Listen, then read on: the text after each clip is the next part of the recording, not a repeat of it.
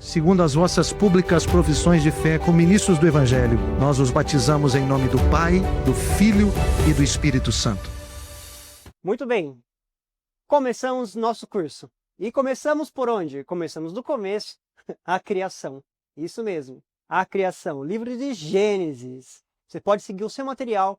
E se você quiser deixar uma Bíblia aberta, iremos trabalhar aqui no começo do livro de Gênesis. Iremos trabalhar bem a fundo. Ou no celular, um outro celular, né? Imagino que você está usando o seu para assistir a aula, para você consultar uma Bíblia online. Bem, criação. Deus, no Gênesis 1:1. No princípio, Deus criou os céus e a terra. Deus criou o mundo em 7 dias. No primeiro dia, Deus criou a luz. No segundo dia, Deus separou as águas de cima e as águas de baixo. As águas de cima, ele chamou o céu. As águas de baixo, os mares. No terceiro dia, Deus criou basicamente a semente. Basicamente, as florestas, aquilo que era verdinho. As flores, os frutos.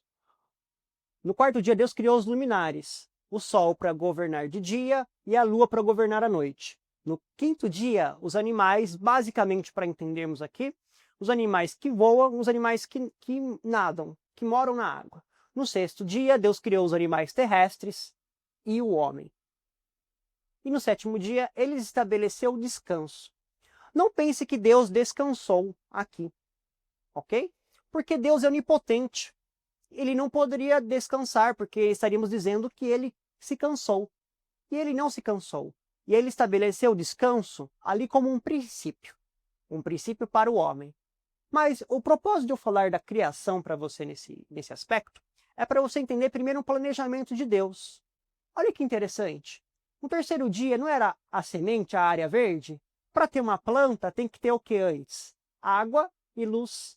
Deus criou a luz no primeiro dia e a água no segundo dia, né? Ele separou as águas. Então, olha como é interessante. Uma planta, no terceiro dia, para ela estar criada, ela precisava de luz, que já estava pronta, e da água necessária também. Agora um animal, ele vai comer a planta. E o outro animal, na cadeia alimentar, vai comer o outro animal. Quer dizer que há um planejamento na criação de Deus. Deus não criou por acaso, de qualquer jeito. Deus criou de um modo organizado. E Deus criou o homem no último dia. Sabe por quê? Porque você é a coroa da criação. Você é a criação mais importante de Deus. Você, como nós falamos na aula de introdução, é Imago Dei. Você é imagem e semelhança de Deus. Assim como um pai e uma mãe que estão esperando um filho, eles compram um berço, eles pintam a parede de rosa se for menina, de azul se for menino, talvez de amarelo, se não sabe o sexo ainda do bebê, quer fazer um chá surpresa. Eles preparam um quarto, eles preparam o ambiente para que essa criança chegue. Bem, sabe, Deus criou o mundo para você, para nós. Você é a coroa da criação de Deus. Você é a joia rara da criação de Deus. É isso que você é. E tudo que Deus fez é bom. Tudo que Deus fez é bom. Ele contemplou e falou, é bom. E o homem foi criado como um ser bom. Em Gênesis 1:26, ele coloca assim, façamos o homem a nossa imagem e semelhança. Esse façamos está no plural. Aqui no original do hebraico vai estar Elohim. Esse plural aqui é porque está falando o Pai, o Filho e o Espírito Santo. Eles estavam ali, o conselho entre eles, decidiram, vamos criar o homem, a nossa imagem e a nossa semelhança. Você é imagem e semelhança de Deus, e o homem e a mulher, eles são bons aos olhos de Deus. O propósito original da criação do homem, o primeiro que eu coloquei para vocês é comunhão. Nós somos criados para ter comunhão com Deus. Nós somos criados para ter relacionamento com Deus. Gênesis 3:8, entende-se ali que Deus visitava Adão e Eva na viração do dia, todos os dias. Entende-se ali através desse versículo que Deus ele vinha no jardim na viração do dia para poder ter relacionamento com Adão, o primeiro homem da criação. Então, um dos objetivos do homem ser criado é a comunhão com ele. Um outro objetivo de Deus ter criado, né, o homem é a adoração. Como que Adão adorava a Deus? Uma das formas era através do trabalho dele. O trabalho é uma bênção. O trabalho não é ruim. Porque o trabalho ele existe desde antes do pecado. Antes do pecado acontecer, já tinha trabalho. E esse trabalho não era como nós entendemos hoje. Cansativo, exaustivo, trabalhamos às vezes até demais, workaholics, ou até de menos, desempregados procurando uma solução, preocupados, ansiosos pelo dia de amanhã. Mas não foi o trabalho que Deus criou. Um dos objetivos de Deus criar um trabalho era para nós adorarmos a Ele, entregarmos para Ele nosso corpo em movimento, em adoração a Ele. E qual que era o trabalho de Adão? Cuidar do jardim. E note que ali o jardim, ele tem uma coisa diferente. Não é a lavoura do Éden. Já percebeu isso? Não era a lavoura do Éden. Porque a função dele não era produzir em massa, produzir muita colheita. É um jardim. Qual que é o propósito de um jardim? Contemplação. Por que nós temos um jardim? Para contemplar um jardim. Uma das funções de um jardim é ser bonito. Então, Deus colocou o jardim para que Adão contemplasse o jardim, contemplasse a criação também e tivesse cuidado. Cuidado com o quê? Com aquilo que Deus fez e colocou para Adão. Isso é um princípio chamado mordomia, que é presente no trabalho, segundo a vontade de Deus. Um terceiro aspecto que eu acabei falando aqui é a contemplação. Um dos propósitos do homem ser criado, o propósito original, é contemplar a Deus, para que possamos ser semelhantes a eles, e contemplar a criação. Sim, Deus criou um jardim para ser contemplado, porque quando contemplamos a criação, nós glorificamos ao Criador. Porque o DNA de Deus está na criação. A natureza testifica das obras do Senhor também. E aquele que tem o Espírito Santo consegue discernir isso, ele nunca mais olhar as árvores do mesmo jeito. E o último aqui eu coloquei unidade. Porque ele foi criado para ser um só com o Senhor. Essa é a criação. Só que algo aconteceu aqui nessa narrativa. E nós chamamos isso de narrativa bíblica cristã. Ok? Aconteceram algumas coisas. Deus tem a criação e agora nós temos a queda. É a segunda parte da história. O que é a queda? A queda, ou também chamado de pecado original, foi quando Adão e Eva, eles pecaram. O que é o pecado? O pecado é nos afastarmos da direção de Deus. Uma definição de pecado é errar o alvo. Pense que o alvo é Cristo. Quando erramos o alvo, nós pecamos, quando estamos fora de Cristo. E Adão, ele desobedeceu junto com Eva. Qual que foi a ordem de Deus? Gênesis está aberto por aí? Vamos lá então. Gênesis 2, 16 e 17. De toda a árvore do jardim comerás livremente, mas da árvore do conhecimento do bem e do mal não comerás, porque no dia que dela comeres, certamente morrerás. O Senhor falou que ele podia ser mordomo do jardim e deu autoridade para ele comer de todas as árvores. Mas ele pediu para ele não comer do fruto de uma árvore específica. Esse fruto não é maçã, tá bom? Muita gente fala que Eva comeu uma maçã, até o símbolo da Apple, né? Uma maçã mordidinha, né? Até uma piada aí, mas a gente não sabe que fruto que é esse. Tá bom? Não, nós não temos conhecimento até onde a palavra nos fala. Que árvore era essa? Do conhecimento do bem e do mal. E é necessário nós entendermos que tinha duas árvores ali no jardim, tá bom? Então, no centro do jardim, nós tínhamos duas árvores que eram fundamentais para tudo o que se segue na história humana. Uma árvore era a árvore da vida. Essa eles podiam comer. E a outra árvore era a árvore do conhecimento do bem e do mal.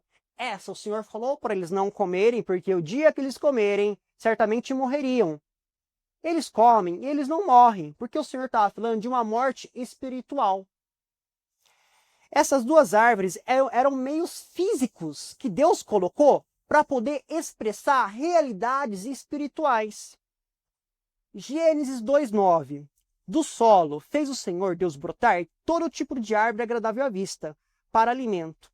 Também a árvore da vida no meio do jardim e a árvore do conhecimento do bem e do mal. Então, muita gente acha que era uma árvore só, tá? Então, são duas árvores. Uma do conhecimento do bem e do mal e a outra a árvore da vida. Qual que eles não podiam comer? A árvore do conhecimento do bem e do mal. E da vida? Da vida eles podiam comer. Só que um dia, o que acontece? A serpente, ela aparece ali no Éden. Essa serpente é Satanás. E eu quero deixar um alerta para você. Toda vez que você encontrar na Bíblia serpente ou dragão, são símbolos de Satanás. Ok? Serpente ou dragão. Apocalipse, capítulo 12, versículo 9, fala assim: o grande dragão foi lançado fora. Ele é a antiga serpente, chamada Diabo ou Satanás, que engana o mundo todo.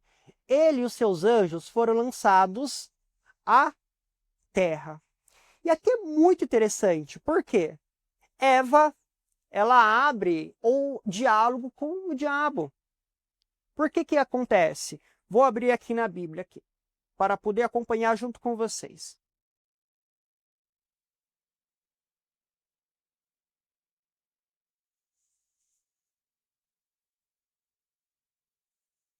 Gênesis capítulo 3.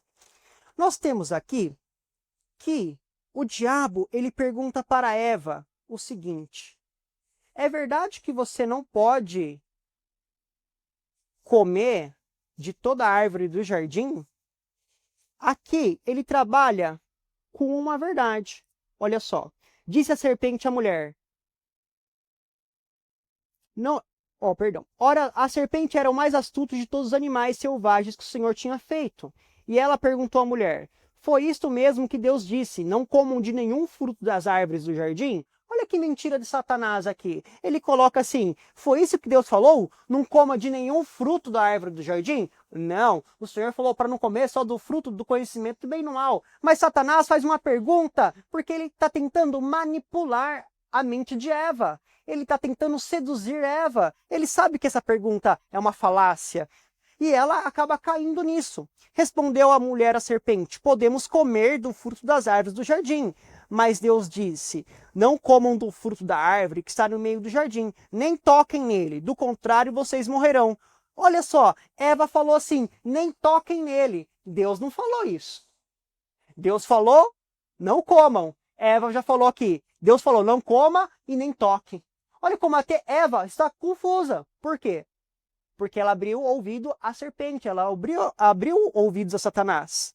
Disse a serpente à mulher: certamente não morrerão. Deus sabe que no dia que deles comerem, seus olhos se abrirão, e vocês serão como Deus, serão conhecedores do bem e do mal.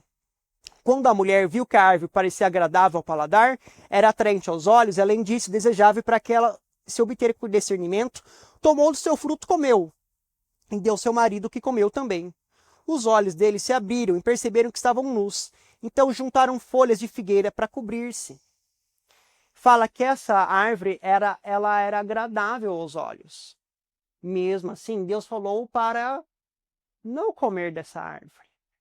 Muitas das vezes, o pecado ele parece ser agradável aos olhos, mas não é a vontade de Deus. Deus aparece no Gênesis 3:8, e é nesse momento que eu falei que entende-se que ele visitava Adão constantemente. E ele pergunta, chama o homem: onde você está? Note que ele pergunta onde você está. Porque quando nós pecamos, nós saímos da presença de Deus. Se ele não tivesse pecado, Deus não precisaria perguntar onde você está. Porque se ele está na presença de Deus o tempo todo. Ouvi seus passos e fiquei com medo, Adão falou, e se escondeu. A primeira consequência do pecado é o medo. E aí nós vamos ter uma sequência de consequências que o pecado gerou. Uma delas, o trabalho, que eu acabei falando para vocês. Você vai poder ler com mais calma. Mas tudo isso eu estou tentando dizer que a queda só aconteceu porque a mulher abriu o diálogo com o pecado. E eu sei que nessa fase da vida, muitas propostas parecem ser agradáveis aos olhos. Muitas coisas parecem que não são nada a ver. Eu acho que no inferno, uma brincadeira à parte, tem um espaço chamado nada a ver. Porque a gente falou que não tinha nada a ver isso. Isso vai nos levar para o inferno. Não importa o que nós achamos, o que nós pensamos, importa o que a palavra de Deus pensa sobre nós. E acontece que aqui nós temos a morte. O salário do pecado é a morte. Nós temos dois tipos de morte, a morte física, que é a morte espiritual. Adão, ele não morreu fisicamente, ele estava vivo, mas ele morreu espiritualmente, que significa que ele está desligado do Senhor Deus. Então, a morte que ocorreu no dia que comeram da árvore proibida foi a morte espiritual. Foi a perda da intimidade que ele tinha com Deus. E também tem a morte física, da qual todos nós iremos passar um dia. É a separação da parte imaterial do nosso corpo. Deus não criou o homem para morrer. A morte mesmo é uma consequência do pecado. Nós somos criados para estar lá no Jardim do Éden. E essa consequência do pecado de Adão e Eva não foram só deles, mas foram para toda a humanidade. O nome desse pecado nós chamamos de pecado original, ou a queda. O fato deles terem pecado, toda a humanidade pecou, porque nós somos descendentes de Adão e Eva. Talvez você fale, João, não é justo eu sofrer o pecado de Adão e Eva, mas também não é justo Jesus ter morrido por nossos pecados, não é mesmo? Nós somos pecadores. Desde que nascemos, faz parte da nossa natureza. Desde o ventre da nossa mãe, nós somos pecadores, é uma consequência. Até um bebê, ele é um pecador em potencial. Se você vê um bebê, daqui a pouco ele está mordendo outro bebê. Daqui a pouco o bebê está fingindo choro. Ele está fingindo que está chorando, isso é uma mentira. Né? Tinha um pastor que falava que era um pé de pecadeiro. A criança é um pé de pecadeiro. Uma hora ela vai dar pecado. E o pecado de Adão e Eva, a consequência, não foi um ato isolado, mas foi uma consequência do mundo todo. Então, todas as pessoas que existem hoje no mundo, elas estão debaixo dessa condição se elas não se converteram a Cristo. Porque Cristo veio sobre nós. Uma das consequências que está naquela lista. Maldita é a terra por tua causa, em fadigas obterá delas o sustento durante os dias da sua vida. Agora o trabalho é um trabalho árduo, é um trabalho difícil. No suor do teu rosto comerás teu pão, até que tornes a terra, pois dela foste formado, porque tu és pó e ao pó voltarás. Fala que multiplicaria as dores de parto da mulher. Note que tinha dor, porque eu só posso multiplicar algo que já existia. Eu não posso multiplicar zero. Então eu não posso dizer que Eva não tinha dor e agora a mulher tem. Falou que multiplicou a dor, quer dizer que ela já tinha dor, agora a mulher tem mais dor ao dar à luz. Fala também que colocou inimizade entre o homem e a mulher. E muitas outras coisas. Então, eu quero que vocês entendam, nós temos dois tipos de pecado, tá bom? Duas espécies após a queda. O pecado original, ele independe da nossa vontade e consentimento. Nascemos com a natureza corrompida. Algumas pessoas também colocam natureza adâmica, tá? E o pecado atual. Este pecado atual, nós somos responsáveis, porque deles nós temos conhecimento. E o conhecimento, a nossa vontade de praticar o mal, ok? Então nós temos a natureza adâmica. Então nossa carne, não costumamos dizer, é uma carne adâmica, uma carne que gosta do pecado. Quando nós estamos em Cristo, nós deixamos de pecar, nunca mais iremos pecar? Bem, continuaremos lutando até que o Senhor venha, para termos santidade. E teremos a oportunidade de pecar, sim. Não carregaremos mais o fardo de Adão daquela maneira pesada, porque Cristo veio e morreu por nós e nos libertou. Mas teremos a responsabilidade de escolhermos viver com o Senhor diariamente ou não, se iremos pecar ou não. Isso é uma responsabilidade nossa. E o Espírito Santo está conosco agora. O Espírito Santo está sobre o seu coração. Eu tenho certeza que agora você sabe o que é pecado e o que não é, porque você tem uma noção espiritual. Quando a pessoa ela não está com Cristo, ela faz diversas coisas e ela não entende que é errado. Mas quando a pessoa tem os olhos abertos pela palavra de Deus e ela nasce de novo, ela entende que algumas práticas são obras da carne e algumas práticas eram do passado e agora tudo se fez novo. Agora, se você contar uma mentira, não faça isso. Mas se você sentir essa vontade, algo dentro de você vai falar que isso é errado. Esse algo é o Espírito Santo, que ele habita em você. Você é templo do Espírito Santo. É redenção. Adão pecou e imediatamente houve a promessa que haveria alguém que pisaria a serpente, e esse alguém é Jesus Cristo. Lembra que Gênesis 1:1 começa com: no princípio Deus criou o céu e a terra? João, o Evangelho segundo São João 1:1 fala: no princípio era o verbo estava com Deus e o verbo era Deus. E o verbo se encarnou entre nós. Jesus se encarnou entre nós. E Jesus morreu por nossos pecados, para que nós não tenhamos condenação. O salário do pecado é a morte, mas o dom gratuito de Deus é a vida. Jesus, ele veio sobre a terra para morrer por nossos pecados, de toda a humanidade. Ou seja, Jesus morreu antes mesmo de você nascer. Ou seja, ele te amou primeiro. Antes de você conhecê-lo, ele já te amou e já se entregou por você. O sangue de Jesus tem poder para purificar de todo pecado. Hoje temos um advogado justo e fiel que é Jesus. Não estamos desamparados. Não poderemos voltar ao Éden se estivermos com Jesus. Mas a sua vida pode ser um Éden se você estiver com Jesus. Porque agora quem te guia não é mais a vontade da carne, quem te guia não é mais a cultura do mundo, quem te guia não é mais Satanás. Mas quem te guia é o Espírito Santo de Deus pela palavra. Ele é o caminho, a verdade e a vida. Ele morreu por você. Essa é a redenção.